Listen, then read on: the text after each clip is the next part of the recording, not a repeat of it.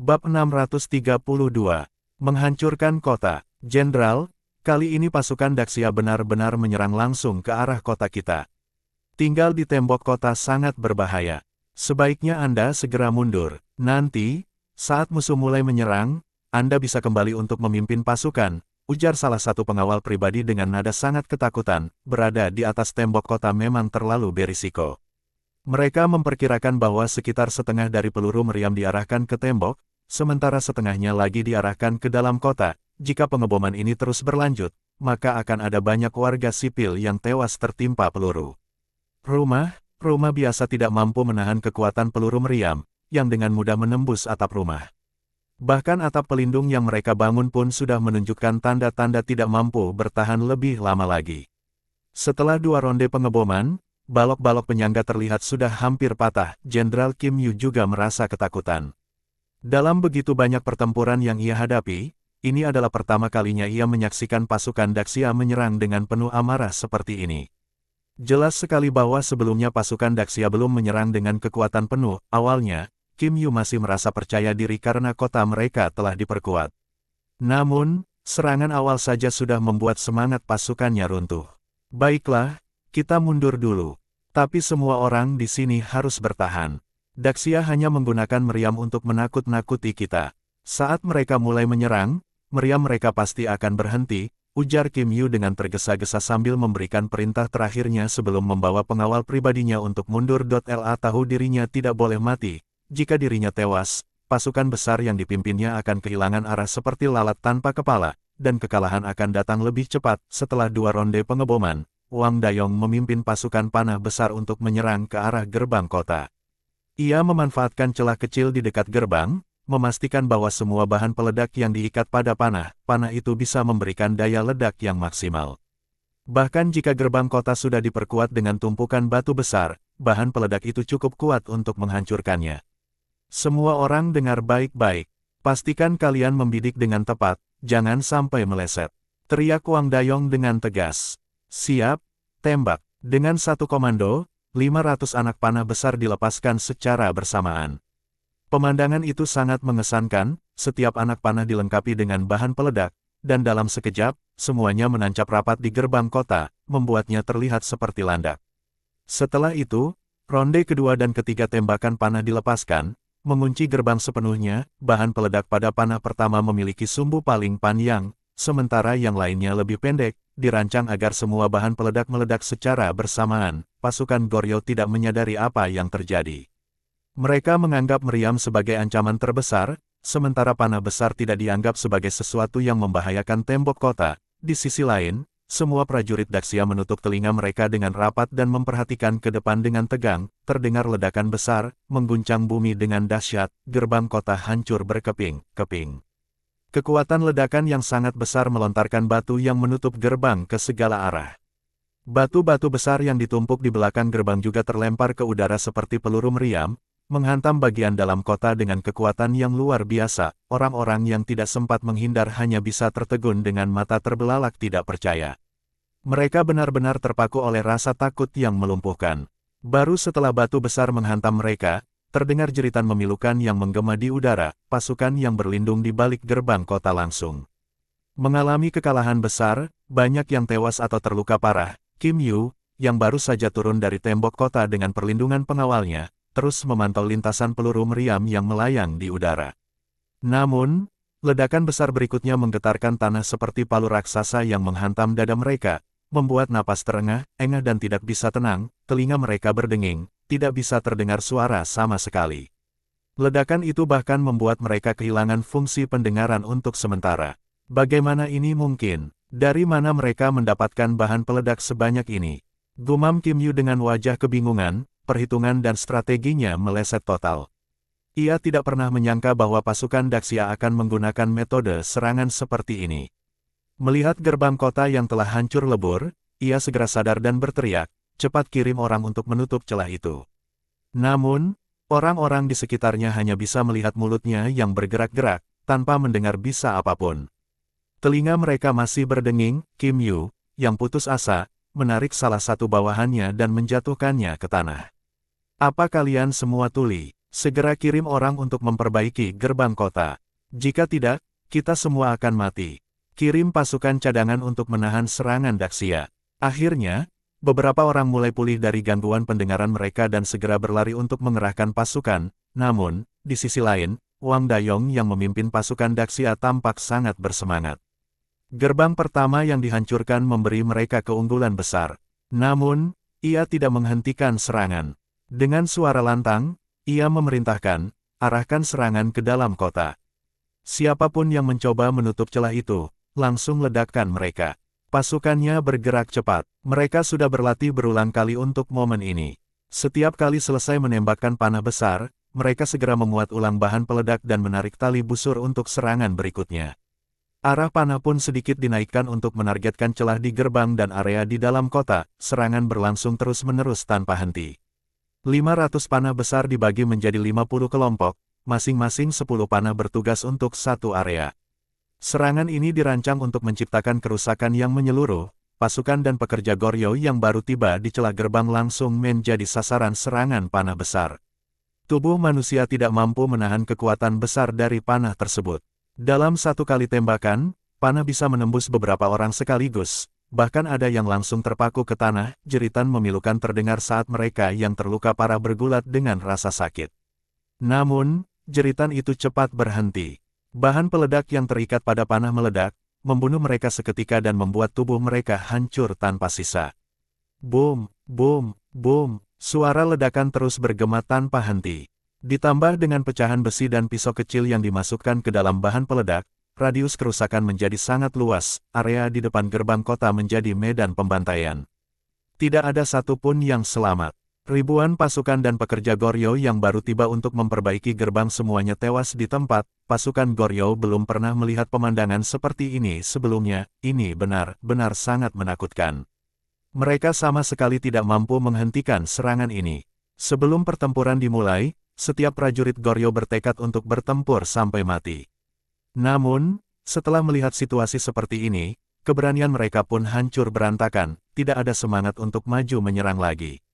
Sebaliknya, mereka semua melangkah mundur dengan ketakutan.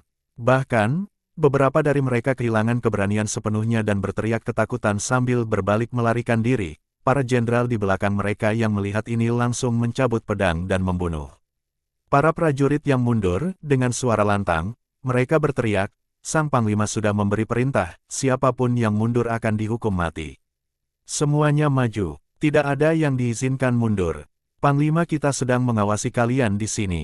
Namun, saat mereka berteriak memberi perintah, gelombang panah besar lainnya meluncur dari udara, menghujani mereka tanpa ampun. Panah dari busur besar itu memiliki jangkauan yang sangat jauh.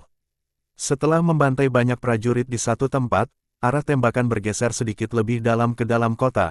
Kali ini, para jenderal Goryeo bahkan tidak sempat memberi perintah kepada anak buah mereka. Mereka sendiri ketakutan dan segera berbalik melarikan diri. Panah besar ini berbeda dari panah biasa. Setelah jatuh ke tanah, panah ini meledak, menyebarkan serpihan yang mematikan ke segala arah. Tidak ada satupun dari mereka yang ingin mati dengan cara seperti itu. Di dalam kota, keadaan benar-benar kacau. Tidak ada yang mampu mengorganisir perlawanan yang efektif. Segala upaya untuk melawan telah hancur oleh rasa takut dan kekacauan. Bab 633. Habisi semua. Setelah beberapa ronde pengeboman berturut-turut, tidak ada lagi yang berani mendekati celah di tembok kota. Barulah Lin Hai memberikan perintah dengan tenang, serang. Cao Qiang yang sudah tidak sabar segera memimpin pasukan untuk menyerang. Wang Dayong, Si Tol dan Liu Ergo juga tidak mau ketinggalan. Begitu serangan dilancarkan, meriam dan panah besar sudah tidak banyak berguna. Mereka semua menaiki kuda dan menyerbu ke depan bersama-sama. Yu Huasi yang akhirnya menemukan kesempatan bagus ini, juga menjadi sangat bersemangat. Saudara Lin, tetaplah di belakang untuk mengawasi. Aku akan memimpin orang-orang untuk menyerbu. Tunggu sebentar. Saudara Yu, ada apa? Tanya Yu Huasi. Saudara Yu harus mengikuti gelombang kedua baru menyerbu masuk. Tidak ada yang tahu apakah Goryeo akan memasang jebakan. Meskipun kita memiliki keunggulan besar, namun keselamatan saudara Yu tidak boleh diabaikan. Kata Lin Hai dengan serius. Tenang saja, sudah banyak orang yang menyerbu ke depan. Jika ada jebakan, mereka pasti tidak akan menjadi lawan kita. Aku cukup yakin bisa menjaga keselamatanku sendiri. Saat berbicara, mereka melihat gelombang pertama pasukan berkuda telah memasuki kota. Yu Huasi tahu jika dia tidak memimpin pasukan untuk menyerbu masuk sekarang, dia mungkin tidak akan mendapat apa-apa pada akhirnya. Saudara Lin, jaga diri baik-baik, aku akan membawa orang-orang untuk menyerbu masuk lebih dulu, kamu ikuti nanti.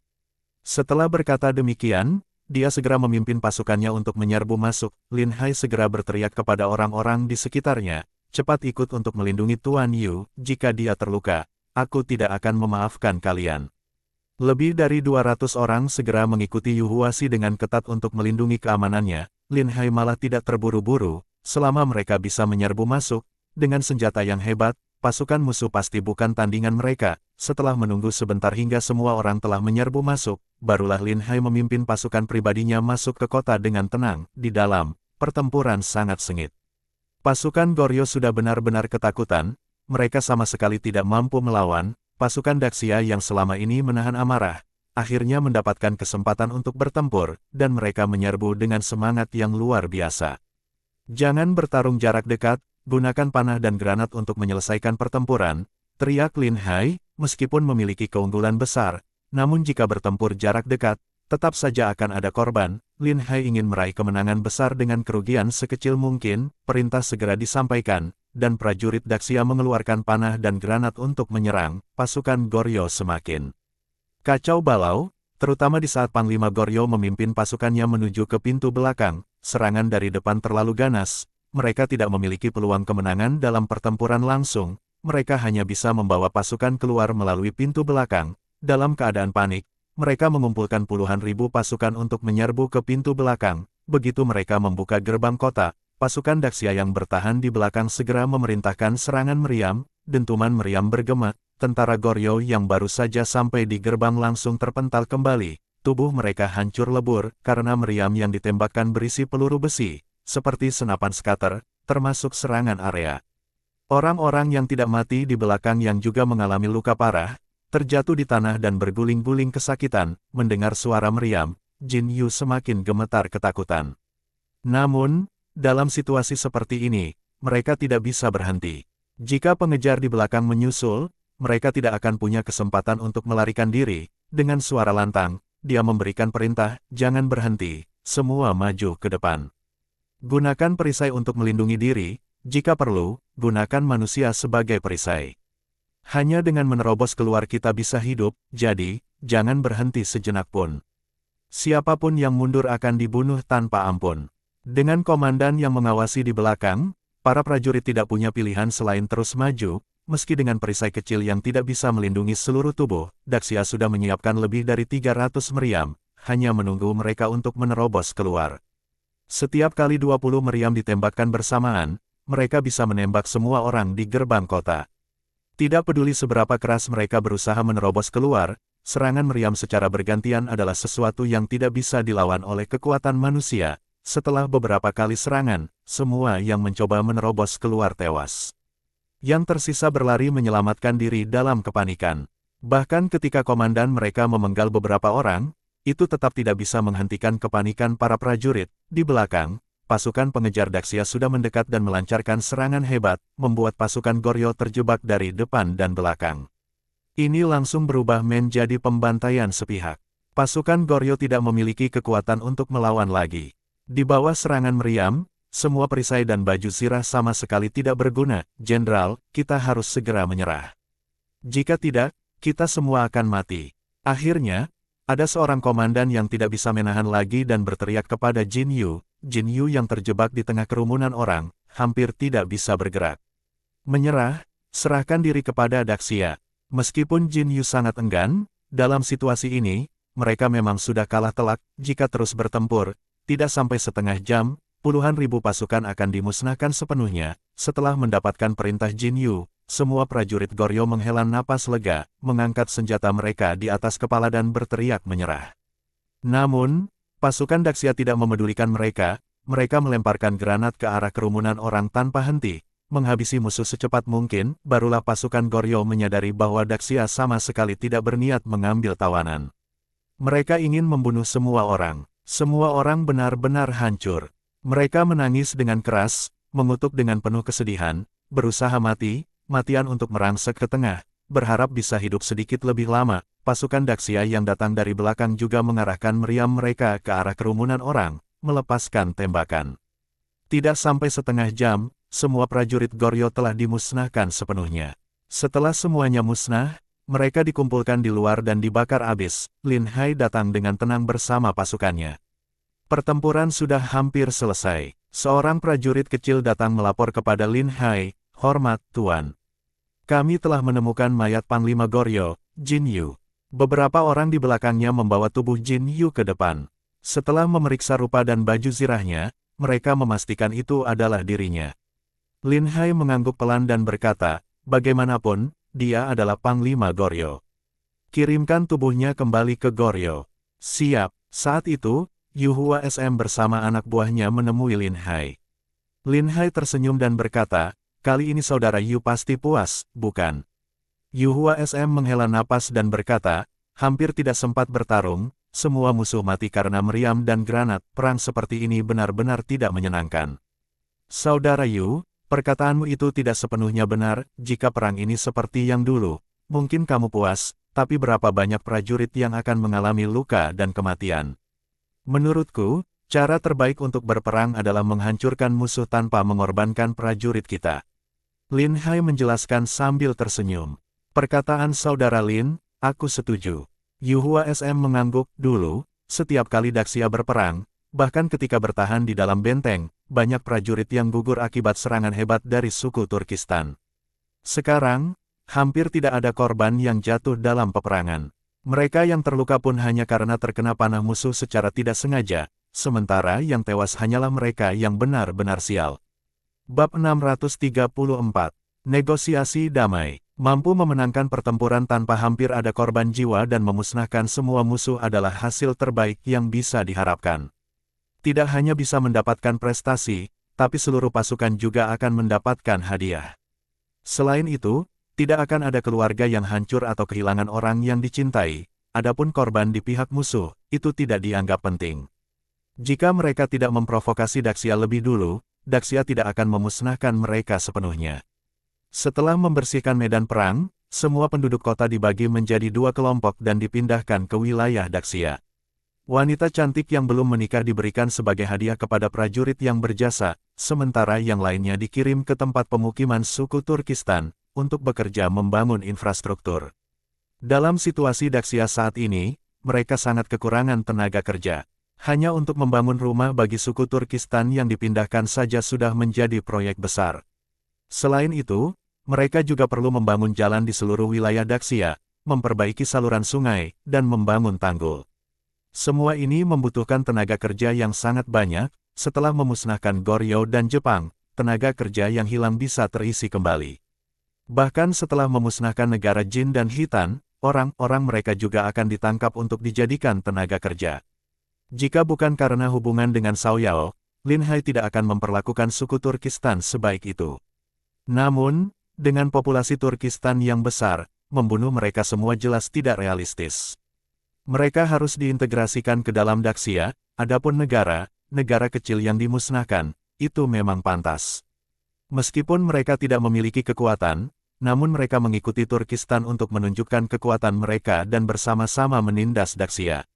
Jika mereka tidak dimusnahkan, maka itu tidak adil bagi rakyat Daxia. Setelah merebut kota, hasilnya sangat besar. Kota ini awalnya digunakan untuk menempatkan pasukan guna menghadapi Daxia, jadi mereka telah mempersiapkan banyak persediaan makanan. Persediaan ini cukup untuk pasukan Daxia makan selama beberapa bulan. Bahkan jika mereka tetap bertahan di Goryeo untuk pertempuran jangka panjang, mereka tidak perlu mengangkut makanan dari Daxia lagi. Setelah Lin Hai menguasai seluruh kota, dia bersiap untuk melancarkan serangan berikutnya. Awalnya, Goryeo berpikir mereka memiliki rencana yang bagus. Mereka bahkan berencana menipu pedagang Daxia dan mengambil 50.000 set baju zirah. Semua pasukan mereka akan bergabung untuk melawan pasukan Daxia. Jika pasukan Daxia dikalahkan, mereka dapat terus bekerja sama dengan pasukan Goryeo, memanfaatkan kesempatan untuk menyerang kota Daxia, merampas banyak persediaan makanan dan kekayaan. Namun, sebelum mereka bisa menghubungi Qian Dahi, mereka langsung menerima kabar buruk bahwa garis depan telah jatuh. Puluhan ribu prajurit mereka semuanya tewas, tanpa satu pun yang tersisa hidup. Selain itu, Daxia mengembalikan jenazah Jin Yu. Mendengar kabar ini, Kaisar Goryeo langsung terjatuh ke kursinya. Dia seakan sudah melihat hasil akhir bahwa Goryeo akan segera dimusnahkan. Tidak mungkin, ini tidak mungkin. Kota kita begitu tinggi dan kokoh, bagaimana mungkin Daxia bisa menembusnya? Jin Yu, kamu benar-benar sudah menyusahkanku. Seseorang, cambuk jenazahnya dan buang ke kuburan massa. Kaisar Goryeo tersadar dan benar-benar marah. Dia tidak peduli berapa banyak jasa yang telah diberikan Jin Yu sebelumnya, semua kemarahan ditumpahkan padanya. Melihat Kaisar begitu marah, tidak ada satupun yang berani maju untuk menenangkannya. Para menteri ini sangat mengenal sifat Kaisar. Dalam situasi seperti ini, siapapun yang berani memohon atau memberi saran pasti akan menghadapi kematian tanpa tempat pemakaman yang layak. Semua orang terdiam. Banyak jenderal menunjukkan ekspresi sedih dan prihatin. Jin Yu adalah jenderal terbesar Goryeo, tetapi hidupnya berakhir seperti itu. Selain itu, banyak yang merasa gelisah, memikirkan bahwa jika Jin Yu yang memimpin 100.000 prajurit elit saja bisa kalah begitu tragis, bagaimana mungkin mereka bisa menahan serangan Daxia? Mungkin dalam waktu dekat, ini akan menjadi nasib semua jenderal Goryeo. Yang paling mengkhawatirkan adalah sisa prajurit Goryeo yang hanya beberapa puluh ribu orang, sebagian besar adalah rekrutan baru. Meskipun mereka memiliki senjata dan baju zirah yang baik, namun siapapun bisa melihat bahwa pasukan ini tidak bisa bertarung dalam pertempuran sengit. Menghadapi Daxia, mereka hanya akan dikirim untuk mati. Yang mulia, dua kota terbesar kita telah direbut oleh Daxia. Kita harus segera memikirkan strategi dan mengirim pasukan untuk bertahan. Jika tidak, pasukan Daxia akan terus maju, dan Yang Mulia akan dalam bahaya. Kaisar Goryeo akhirnya tersadar, menatap para menterinya. Siapa yang bersedia memimpin pasukan melawan Daxia, aku akan mengangkatnya menjadi panglima besar. Semua jenderal tidak berani menatap Kaisar Goryeo dan segera menundukkan kepala. Jika Jin Yu dengan 100.000 pasukan elit saja tidak bisa menang, maka siapapun yang pergi pasti akan mati. Perdana Menteri melihat suasana menjadi dingin, segera menegur, seperti kata pepatah, mereka yang menerima upah dari raja harus setia kepada raja. Kalian para jenderal ini, di saat-saat kritis justru semuanya takut, lalu apa gunanya kalian? Wajah Kaisar Goryeo sangat muram, tidak ada satupun di istana yang berani memimpin pertempuran. Bukankah ini pertanda kehancuran negara? Yang Mulia, bukan karena kami takut mati atau gentar menghadapi perang. Pasukan Daxia terlalu kuat, bahkan Jenderal Jin Yu pun bukan tandingan mereka. Pasukan yang tersisa hanyalah para rekrutan baru. Meskipun mereka memenangkan satu pertempuran, namun menghadapi Daxia, mereka tetap bukan tandingan. Menurut hamba, lebih baik mencoba berunding dengan Daxia. Satu-satunya cara untuk mengalahkan Daxia adalah dengan mendapatkan resep bubuk mesiu mereka, kata seorang jenderal dengan berani. Setelah ada yang berani bicara, jenderal lainnya pun mulai mengeluhkan hal yang sama. Benar sekali, kemampuan kami memimpin pasukan bahkan tidak sebanding dengan Jenderal Jin Yu. Mati tidak masalah, tetapi jika kalah dalam perang, kami akan menjadi penjahat bagi Goryeo. Yang Mulia, sebaiknya memilih jenderal yang lebih kompeten untuk memimpin pasukan. Kami bersedia berjuang di bawah komando mereka, bahkan jika kami harus sementara waktu berada di luar medan perang. Hamba bersedia menjadi yang pertama maju, tetapi tidak berani menerima tanggung jawab besar, kata para jenderal. Karena semua jenderal berbicara seperti itu, Perdana Menteri dan Kaisar Goryeo pun tidak dapat menemukan kesalahan pada mereka. Mereka mengatakan tidak takut mati dan bersedia maju, jadi tidak ada alasan untuk terus memarahi mereka. Meskipun tahu bahwa mereka hanya berbicara manis, jika benar-benar disuruh maju, mungkin tidak ada yang mau melakukannya. Perdana Menteri berpikir sejenak dan berkata, saat ini, di Goryeo, yang mampu memimpin pasukan mungkin hanya Jenderal Daxiang Yu. Jenderal Daxiang Yu memimpin para rekrutan baru dan dalam waktu singkat berhasil mengalahkan bajak laut Jepang. Mungkin dia bisa menahan pasukan Daxia.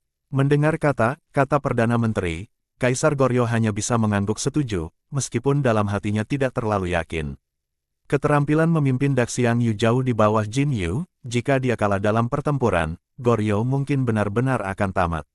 Ada satu hal lagi yang ingin aku sampaikan, tetapi aku ragu, kata Perdana Menteri dengan ragu.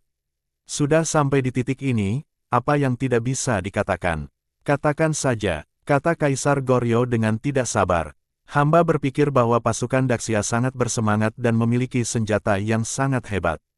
Kita tidak bisa hanya mengandalkan kekuatan untuk melawan Daxia. Lebih baik kita mengorbankan sesuatu dan mencoba berdamai dengan Daxia. Meskipun ini sangat memalukan, namun Daxia memiliki kisah yang disebut menelan penderitaan demi balas dendam. Saat mereka berada dalam posisi lemah, mereka bisa menanggung penghinaan. Kita juga harus belajar cara ini. Kumpulkan kekuatan, dan suatu hari kita bisa mengalahkan Daxia. Ada benarnya apa yang kamu katakan? Kaisar Goryeo pun menyadari bahwa peluang untuk menang sangat kecil.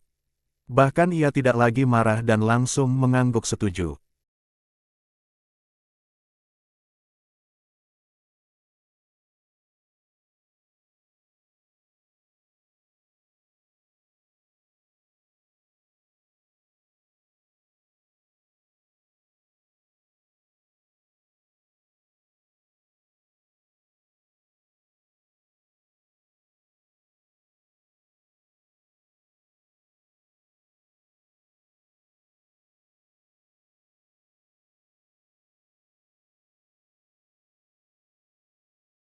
Bersambung